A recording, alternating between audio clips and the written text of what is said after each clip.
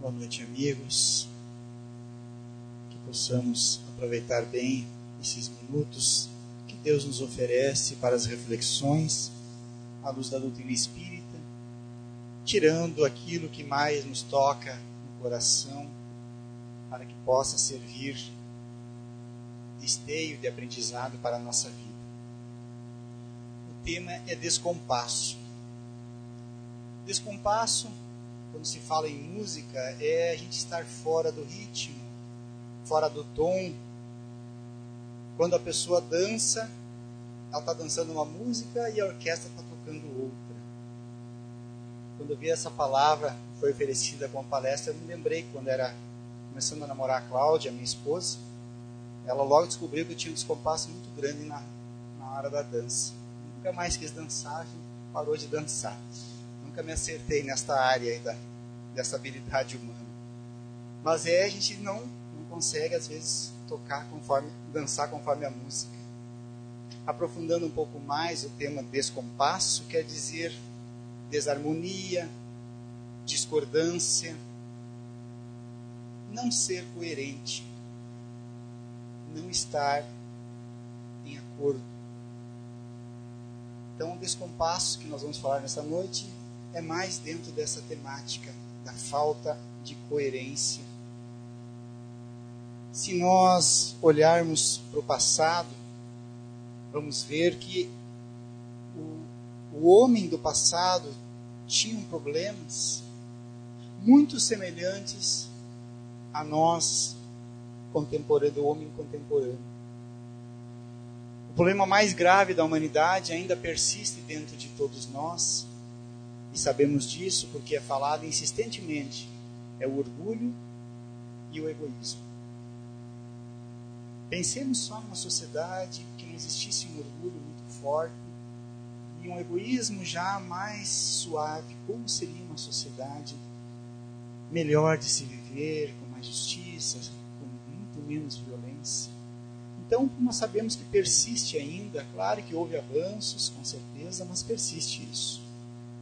Só que no passado, nós que estávamos lá, reencarnados, poderíamos alegar a ignorância. Mas hoje, o homem contemporâneo já não pode mais alegar a ignorância, para que ainda persista dentro de si essas duas chagas no dizer dos espíritos. Hoje, o ser humano, independente de crença, raça, nacionalidade, sexo, já tem uma condição maior, um conhecimento maior para identificar e trabalhar e superar as suas próprias imperfeições. Não podemos mais alegar a ignorância. Agora, o que acontece? Acontece este grave descompasso entre o discurso e a praxis, ou seja, entre o conhecimento e a ação. Este é a conduta atual do homem. Já há conhecimento, mas a ação ainda não está em acordo, em compasso com aquilo que nós já sabemos. Quando surge a doutrina espírita, 1857, veio trazer mais luzes ainda para o homem que ainda alegava a ignorância.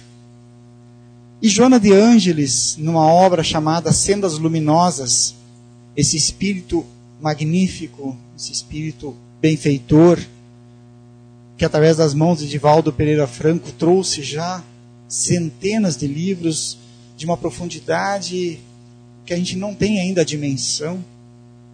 Nesta obra ela nos diz, Sendas Luminosas, qual seria o papel do Espiritismo para a humanidade. E textualmente ela nos diz, conscientizar o indivíduo para que ele assuma a sua identidade e se torne responsável pelos seus atos, conhecer o determinismo e saiba utilizar o livre-arbítrio. Só essa frase aqui daria para a gente discutir ela há muito tempo. Não há tempo para isso, mas vamos só ler um pouquinho sobre ela.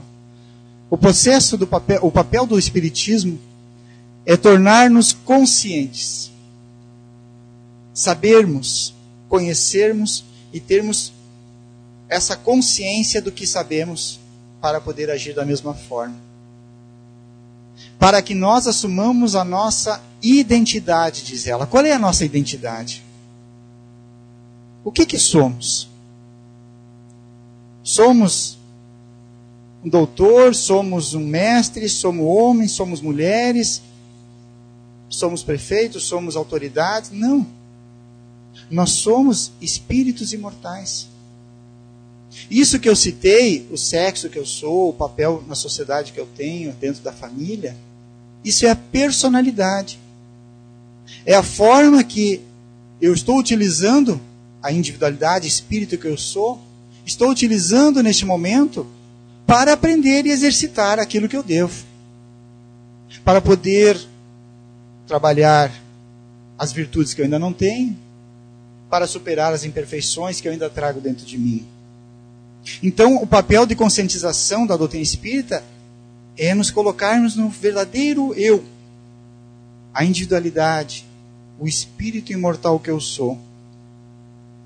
Quando eu começo a me entender como espírito imortal, não só no aspecto racional, mas já como um entendimento, um ser como um todo, eu começo a me tornar mais responsável pelos meus atos. Eu paro de querer acusar as coisas exteriores, botando a culpa fora de mim, nas minhas próprias problemáticas. Como espírito imortal que sou, reencarnante, trago toda a história dentro de mim, a boa e a não tão boa. E eu tenho que, através desse aprendizado, desta personalidade que eu tenho nesta encarnação, aprender a superar, aprender a viver com o próximo, a conviver em harmonia. Continua ela ainda. Conhecer o determinismo. Que determinismo é esse?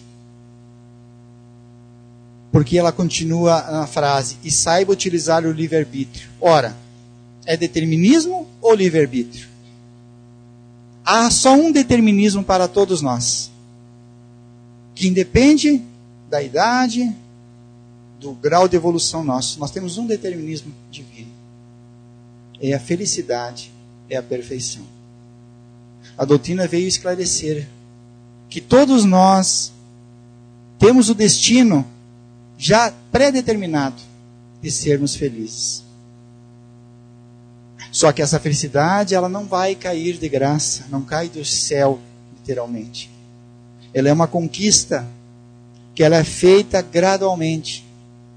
E aí, nós devemos aprender a saber utilizar o livre-arbítrio.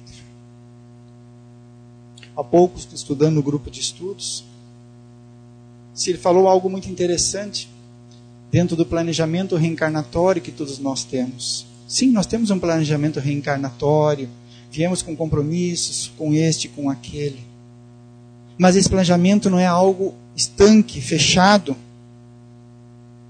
Ele é um amplo quadro onde nós vamos exercitar o nosso livre-arbítrio. E em determinado momento, quando chega em uma situação às vezes mais importante na minha vida, onde uma decisão A vai por um caminho e a B vai por outro, eu vou tomar as minhas decisões ali naquele momento. Quanto mais consciente de que eu sou espírito imortal, e quanto mais consciente que eu tenho das minhas decisões, a responsabilidade delas, mais eu começo a escolher a boa escolha. Como saber qual é a boa escolha? Não é muito difícil. Nós já temos um modelo e guia da humanidade que serve como um modelo para as nossas escolhas. Sempre o caminho do bem. Sempre fazendo o melhor ao outro, como desejariam para nós. Não é tão difícil assim essas escolhas. Mas então a doutrina espírita veio para a humanidade por misericórdia de Deus, para que nós possamos efetivamente entrar no compasso para que agora, com uma consciência mais desperta ainda, possamos fazer as escolhas adequadas, ser coerente com o que nós sabemos, ser coerente com o nosso compromisso reencarnatório. Mas a palavra coerente, a coerência por si só não é virtude. É bom sermos coerentes, mas depende com o que nós somos coerentes. Porque conhecemos, vocês conhecem, pessoas que se dizem materialistas, que são extremamente coerentes com o próprio entendimento da vida delas. O materialista não acredita na alma, no espírito, em nada além da matéria. Então a vida dele é regada somente pela busca dos prazeres materiais, da felicidade que a matéria proporciona. Está sendo coerente. O fundamentalista religioso, aquele que bota, se arma um colete de bombas e explode às vezes pessoas aleatoriamente no local, está sendo coerente com as suas crenças, achando que daquela forma está agradando a Deus e indo para um paraíso. Então, com que somos coerentes? Tem um amigo, e realmente também era muito coerente. Ele se dizia ateu, e ainda se diz, mas eu acredito que ele seja agnóstico, porque ainda não compreende efetivamente o que é Deus. E certa vez ele passou por um problema muito sério de saúde. Não chegou a passar um problema sério de saúde, fez um exame e deu uma necessidade, talvez, de um câncer de próstata, de fazer um tratamento. E entre o primeiro diagnóstico e aquele que iria confirmar este caso, ele estava extremamente angustiado, nervoso. E como eu encontrava com ele seguidamente, né, aproveitando de uma forma mais tranquila, suave, falar com ele, perguntei se ele não fazia prece. Na realidade foi quando ele trouxe novamente o segundo exame, tinha dado tudo certo, né, que não tinha que fazer aquele procedimento. Aí eu perguntei para ele se naqueles instantes antes de receber o resultado médico ele não havia feito uma oração para Deus, entendeu? O que ele ia dizer?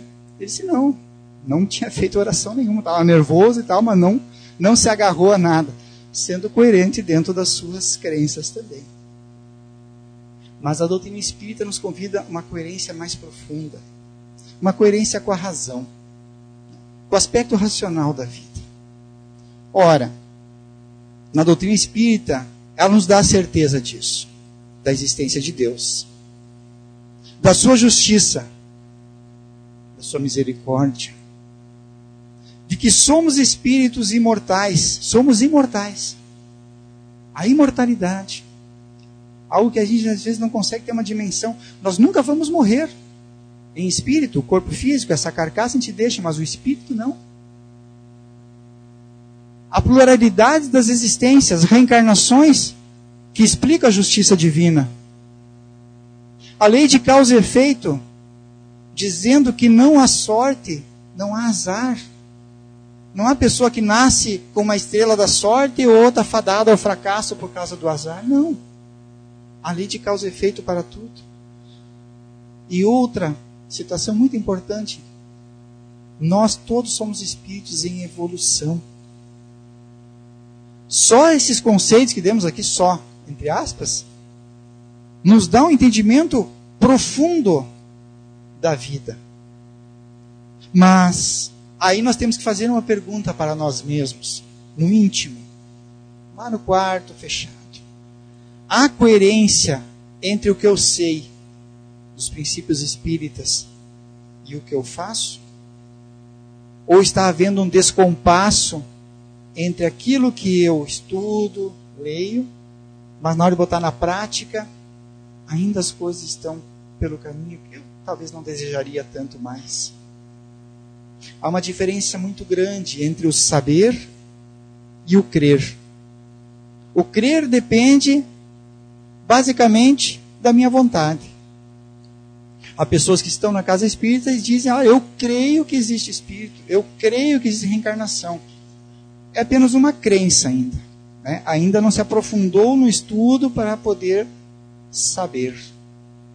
Porque o saber é muito mais adiante. É uma convicção pessoal que cria sobre aqueles conceitos. E esse saber é conquistado pelo estudo, pela comparação, pela meditação. Aquilo que a minha razão compreende. Após eu estudar profundamente, comparar com outras ideias, ver, não, aquilo realmente, esse aqui é o caminho, é a resposta mais lógica. Então, quando eu estou crendo, eu posso crer agora e amanhã não crer mais. Posso crer em bruxas hoje e amanhã não crer mais em bruxas. Agora, quando eu sei que existe o Espírito, que eu sou um Espírito, que eu sou uma alma imortal, que tem a reencarnação, todos esses princípios, a coisa muda de figura. É a fé raciocinada. É a fé que sabe. É a fé que Kardec disse, é a fé inabalável.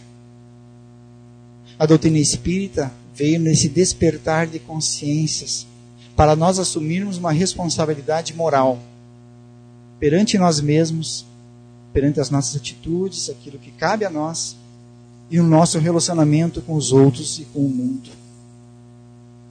Amália Domingues Soler, uma escritora espanhola espírita do século XIX, ela nos diz duas frases interessantes. Não basta só saber, é necessário praticar. É necessário praticar o que se sabe, especialmente em relação ao bem. Esse é o compromisso. Eu sei, mas se eu não colocar na prática, a coisa é como se eu não tivesse sabido.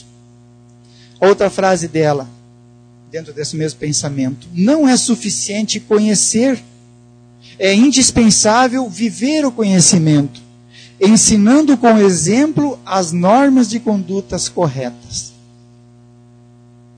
Viver o conhecimento, exemplificar, não nas palestras, não no discurso, mas na vida. Hoje não há mais espaço para aquela velha frase: faça o que eu digo, mas não faça o que eu faço. Hoje não há, nem as crianças aceitam mais isso. Né? Os pais que dizem uma coisa para a criança dizem: mas você faz isso? Não aceito mais. Talvez no passado, nossa infância ainda aceitávamos. Hoje não se aceita mais isso. Hoje a prática tem que ser de acordo com o discurso. Mas uma coisa é a gente saber o que se deve fazer. Eu sei o que eu devo fazer. A outra coisa é querer fazer o que se deve fazer. Esse querer depende profundamente da nossa vontade. Tenho certeza que todos vocês sabem da imortalidade, sabem da reencarnação, sabem das influências espirituais. Todos nós. Mas muitas vezes o nosso querer de modificar uma atitude, porque vai perder alguma coisinha, materialmente falando, às vezes não faz. E perde espiritualmente falando. Nós sempre achamos desculpas e justificativas para as nossas atitudes. Vocês se lembram do doutor da lei na parábola do bom samaritano? Ele queria saber, perguntou para o mestre Jesus, tentando pegar Jesus numa pegadinha, né? O que eu devo fazer para herdar a vida eterna? E Jesus disse de outras formas: você é o doutor da lei, o que está escrito na lei? E a lei estava escrita, ele sabia de cor. Amarás a teu Deus de toda a tua força, de toda a tua alma, de todo o teu coração, e ao próximo como a ti mesmo. Esta é a lei. Lá no povo hebreu. Não é uma lei de Jesus, é a lei que já existia antes de Jesus. Aí Jesus disse para ele: faze isso e viverás. Quer dizer, ele conhecia a lei. Ele sabia de cor a lei. Mas ele quis justificar por que ele não fazia e perguntou: mas quem é que é meu próximo? Querendo achar uma desculpa por que ele não agia daquela forma. Ele não amava o próximo como ele mesmo. E aí Jesus conta a parábola do bom samaritano, dizendo de que o próximo não é aquele que é do meu segmento religioso, da minha raça ou da minha nação. O próximo é aquele que está mais próximo, que precisa, aquele que precisa de mim é o meu próximo. Não há escolhas. Aliás, a escolha é minha, de eu ser o próximo do outro. Então, desta forma, ele tentou justificar por que não fazia aquilo. Porque ele achava que o próximo dele era o da mesma raça, ou da mesma religião. E Jesus disse, não, o próximo é qualquer um que precisa de ti. Então nós sabemos, mas ainda justificamos algumas coisas. E entre o saber e o fazer, é algo complexo ainda. Vocês acreditariam em algum médico que vocês vão buscar auxílio para a saúde de vocês? E ele dá todas as normas que você tem que seguir: caminhar, não beber, não fumar, comer moderadamente. Mas você conhece médico, uma pessoa obesa, fumante, bebedor consumaz, sedentário. Eu acredito que você pega uma receita desse médico e joga fora, porque ele diz exatamente o que ele não faz. Então, quando nós estamos nesse processo de entendimento, é porque temos que já estar começando, fazendo o esforço da prática. E aqui nós temos que ter cuidado. Porque cada um tem o seu ritmo de aprendizado e de vivência. Alguns tomam consciência mais rapidamente e já começam a modificar de uma forma mais dinâmica a sua vida. Outros ainda de uma forma mais lenta. É importante nós termos essa consciência também. Até porque nenhum vai cobrar do outro. A cobrança tem que ser para si mesmo. Né? Ninguém vai cobrar do outro, por que você não faz? Não, é consigo mesmo esse processo. Mas à medida que nós vamos expandindo a nossa consciência, vai aumentando a nossa lucidez. Os nossos compromissos vão ficando maiores. E normalmente, quando isso acontece, nós vamos sendo mais coerentes com as nossas atitudes. Atitude com o pensamento. Talvez vocês se recordem lá em João, no Evangelho de João, no item 9, capítulo 9, onde Jesus faz todo um processo de cura do cego de nascença, e a história ela é muito longa. O cego era de nascença, aí ele chegou para Jesus, e Jesus perguntou o que queria que ele fosse curado, e Jesus o curou e mandou ele buscar se mostrar aos outros. Então a história é mais longa. Mas no fim desta passagem, desta cura de Jesus, está lá no Evangelho de João, quem estava próximo a Jesus perguntou para ele: mas, mestre, nós ainda somos cegos? E Jesus, dando mais um ensinamento profundo, disse: se fosseis cegos, não teríeis pecado. Mas agora dizes que vedes, e é por isso que vosso pecado permanece em vós. O que estava faltando? Coerência. Eles já tinham o conhecimento, estavam junto de Jesus. Então, se a pessoa não tem o conhecimento, é ignorante, ele não está em pecado, não está, porque ele não conhece ainda o caminho, está em aprendizado ainda. Nós temos espíritos simples e ignorantes. Então, lá no início do nosso processo evolutivo, nós não éramos pecadores, aqueles que erravam, mas estavam experimentando situações.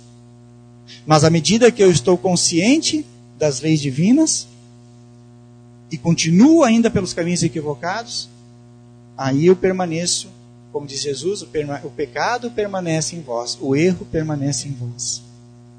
Como não podemos mais alegar ignorância das leis divinas, nós também não somos mais os cegos, como nesta parábola dessa passagem.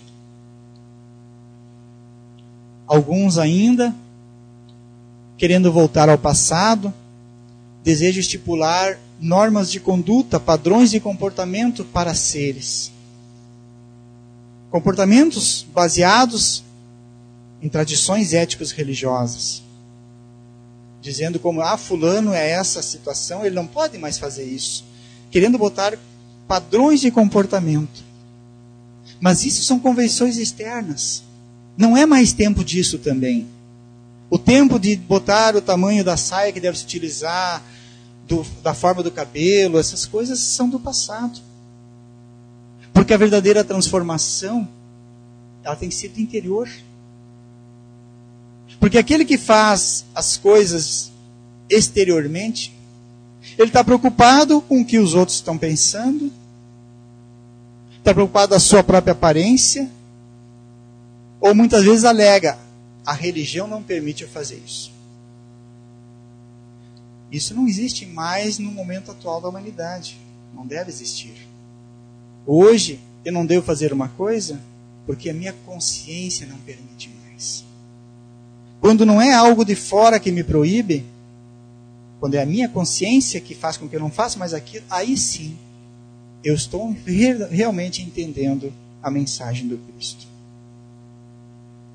Quando a gente alega para as pessoas que eu não bebo bebida alcoólica, por isso, por aquilo, explicações várias que a gente pode dar, as pessoas, a tua religião não permite. Não. A doutrina espírita não proíbe nada de forma nenhuma. Mas ela esclarece a gente. Nos dá embasamento teórico, lógico para as situações. Qualquer situação da bebida, de outras que a gente pode, algumas condutas equivocadas, que a gente se dá conta, puxa, mas isso eu não preciso mais fazer, porque eu sei que isso compromete a minha evolução, inclusive. Então é a minha consciência. Estou sendo coerente com aquilo que eu sei. Então essa transformação é muito mais profunda. Essa é a verdadeira transformação que nós temos que buscar dentro de nós. Tomando consciência dos nossos compromissos. A doutrina espírita, como dissemos, ela é libertadora de consciências e não castradora, proibitiva. E o compromisso que temos é conosco mesmo. Para nós superarmos o descompasso, temos que estar atento às 3 potências da alma: o sentimento, o pensamento e a ação. Talvez o nosso pensamento já esteja voltado para esses princípios espíritas, para isso que nós estamos entendendo à luz do Espiritismo. Mas o nosso sentimento ainda está muito ligado às coisas negativas, às raivas, à falta de perdão, à intolerância. Então nós temos que trabalhar, como o sentimento é algo passivo, eu não posso dizer, agora não vou sentir mais raiva. Porque se essa raiva está dentro de mim, ainda não foi trabalhada, alguém me magoou, eu sinto essa raiva. Como eu faço para entrar em compasso com aquilo que eu sei? E meu sentimento se transforma, que a transformação profunda é do sentimento. Eu começar a trabalhar o pensamento e as minhas ações. E aos poucos, o sentimento vai sendo transformado. Então, se alguém me magoa, me ofende, talvez o primeiro sentimento que eu tenha será da raiva. Mas eu, como espírita, entendo, aquele irmão é tão imperfeito como eu. Ele pode ter tido um dia ruim. Ele pode estar passando por um grave problema. Ele pode ter brigado com a esposa.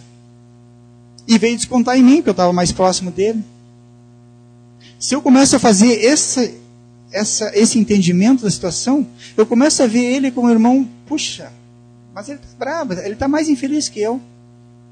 E aquela raiva que eu sentia, que talvez no primeiro momento eu fosse revidar verbalmente, ou de uma forma agressiva, ou talvez falando mal dele para outro, transforma o sentimento de certa forma e começa a ter uma piedade. No mínimo uma tolerância em relação ao descarrego que ele faz. E a minha ação também se transforma. De vez eu revidar, eu pratico a tolerância e até o perdão. E até muitas vezes posso transformá-lo, aquele pseudo-inimigo, num amigo. Então, para nós entrarmos no compasso, é trabalhar essas 3 potências da alma. Por isso que o entendimento é muito importante. Nós sabermos. Porque através do entendimento nós vamos modificar os sentimentos. E a ação também faz um papel importante nessa transformação. Allan Kardec, preocupado com os benefícios do Espiritismo, coloca, nós já falamos sobre isso há pouco tempo atrás, os benefícios que o Espiritismo nos traz. Nos favorece o desenvolvimento do sentimento religioso, compreensão de Deus efetivamente. Que religião não é nós temos um título, eu sou Luiz Roberto Espírita, eu sou católico, não é isso. A A religião é dentro. A religiosidade é a palavra mais correta para se dizer. O sentimento de religiosidade. Saber que eu sou um espírito mortal, que todos somos irmãos, que temos um Pai Criador, que é amoroso.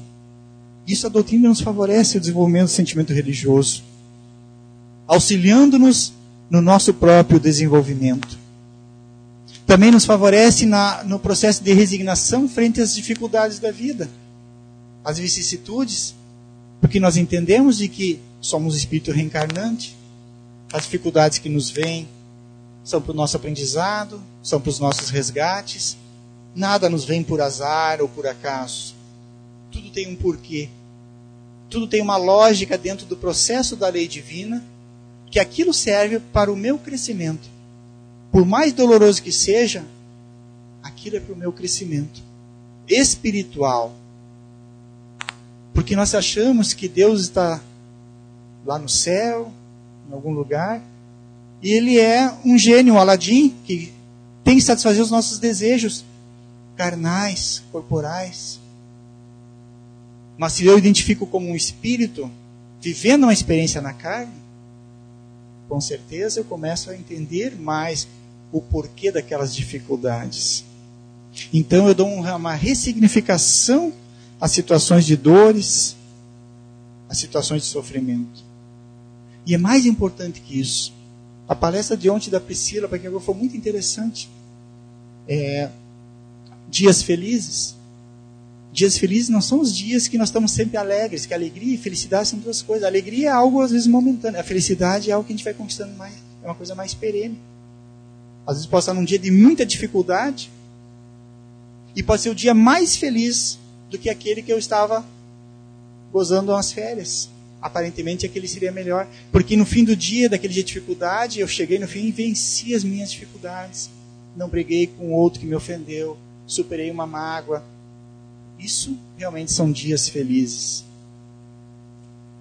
E também a doutrina espírita nos estimula a indulgência frente aos equívocos alheios, frente aos defeitos dos outros. Nos ajuda a superar o orgulho e o egoísmo que nos coloca numa posição de igual ao outro.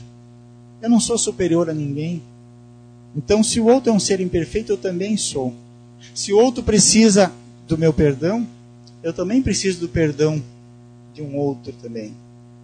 Então, nessa troca, nós paramos de querer julgar e, mais do que isso, condenar ao outro. Nós começamos, então, a aprender a tolerar a imperfeição do outro, a não querer matar o outro com penas de morte e outras coisas assim, porque o outro é um criminoso. Claro que o outro tem que sofrer as penas adequadas às leis, humanitariamente falando. Mas jamais desejar o mal ao outro, por mais mal que ele tenha feito. E assim nós vamos desenvolvendo a caridade, a indulgência, a caridade e o desapego. E essa frase que eu já falei uma vez, eu acho ela muito interessante, Kardec coloca, que a doutrina espírita nos diz, ou os espíritos nos dizem que a abnegação da personalidade é o sinal mais eminente de progresso. A abnegação da personalidade, o que falamos que é a personalidade? É o que eu estou nesse momento, não é o que eu sou. Eu sou um espírito. Eu estou nesse momento com este corpo, com este nome, com a vestimenta que eu uso, com os títulos, os diplomas que eu tenho. Quando eu começo a abnegar da personalidade, é o que fica. Eu começo a trabalhar a individualidade. Porque quando eu estou trabalhando para a personalidade, o que eu estou fazendo? Eu estou querendo me alimentar das melhores coisas, vestir as melhores roupas, ter o melhor carro. E só busco isso muitas vezes. Esquecendo do que efetivamente nós somos. Então, quando eu começo a esquecer dessa personalidade, isso não é andar maltrapilho, não comer nada. Não é nada disso. É não exagerar nas buscas da satisfação da personalidade. Haroldo Dutra Dias nos coloca uma analogia muito, muito bonita para isso. Nós somos seres viajores. E estamos montando uma tenda no deserto. Esta tenda, que ela é temporária, é o nosso corpo físico, é a família, é o trabalho que eu tenho, são as coisas materiais que possuo temporariamente. Só que vai chegar um momento que essa tenda vai ser desarmada. E eu vou voltar para a verdadeira pátria minha, o mundo espiritual.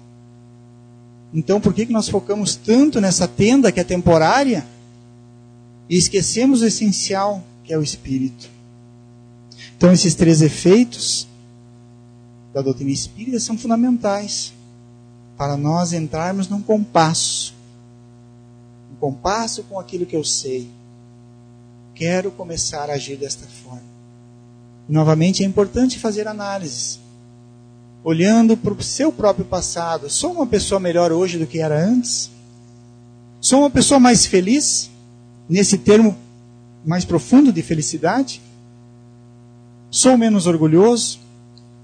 Sou mais resignado frente às dificuldades, após conhecer a doutrina espírita? Sempre a comparação é consigo mesmo, jamais com o outro. Jamais se compara com o outro. Então, são reflexões que merecem ser feitas. Não levemos essa exposição como uma cobrança, um puxar de orelhas, que ninguém tem direito disso. Mas um aprofundamento nesse despertar.